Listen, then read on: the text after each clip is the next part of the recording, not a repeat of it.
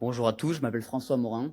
Aujourd'hui, je vais vous présenter une étude qu'on a faite avec le professeur Monet sur les implants Vivity chez les patients myopes.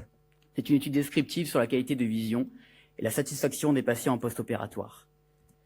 Alors, on est parti du fait qu'il y avait assez peu de données dans la littérature sur les performances de ces implants Vivity chez la population exclusivement myope.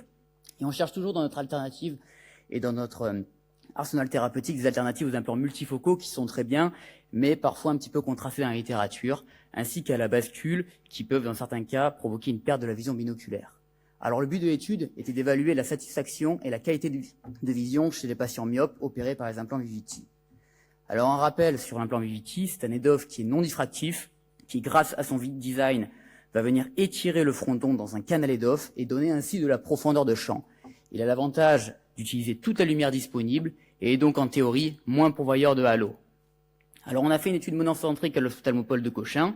On a inclus 32 patients myopes avec une longueur axiale moyenne de 24,86 mm pour une puissance moyenne d'implant de 16,60 dioptries. La majorité des patients étaient des femmes. Nous avons recueilli les données post-opératoires de préférence entre 1 et 3 mois. Et plusieurs mois après, nous avons appelé ces 32 patients pour les soumettre à 2 questionnaires différents, évaluant la satisfaction de ces patients et la qualité de leur vision. Alors les questionnaires, les voici. À gauche, nous avons le CAT-QUEST qui évalue les difficultés dans la vie quotidienne via 9 items notés de 1 à 4. Et plus ce score est élevé, moins le patient présente de difficultés. À droite, nous avons le YOLSAT qui évalue l'indépendance aux lunettes dans différentes situations de la vie quotidienne à des niveaux de luminosité différents. Un score de 0 étant un besoin inexistant en lunettes, alors qu'un score de 4 était un besoin permanent de correction optique. Alors les résultats, les voici. Il y avait un seul opérateur, le professeur Dominique Monet. Nous avons réalisé une microbascule chez 46% de ces patients et on remarque une bonne acuité binoculaire sans correction en vision de loin avec un Pareto à 3,22 et une addition moyenne de 1,47 dioptries pour obtenir le Pareto 2, ce qui est concordant avec les résultats de la littérature. Les résultats des questionnaires, les voici. À gauche, nous avons le questionnaire CAT-QUEST et l'on voit que dans la majorité des situations dans la vie quotidienne, le patient présentait soit aucune difficulté, soit peu de difficultés, mais que c'était davantage contrasté pour les items évaluant les activités en vision de près, notamment en C1 pour lire un article dans un journal ou en C3 pour voir les prix en supermarché.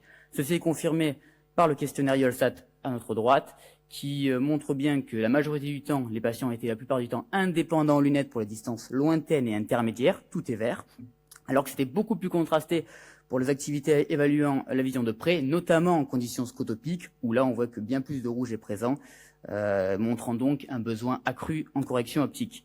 Le dernier tableau montre un haut taux de satisfaction général, avec quasiment 89% et un score CAT-QUEST assez élevé et un score YOLSAT assez bas, et donc montrant une bonne indépendance globale aux lunettes. Il n'y avait pas de réelle différence significative entre les sous-groupes, hormis un score CAT-QUEST légèrement meilleur chez les femmes. Mais en revanche, chose intéressante, 12,6% des patients se plaignaient de halo, ce qui est à peu près de l'ordre de grandeur de ce qu'on peut trouver dans les études de grande cohorte pour cet implant.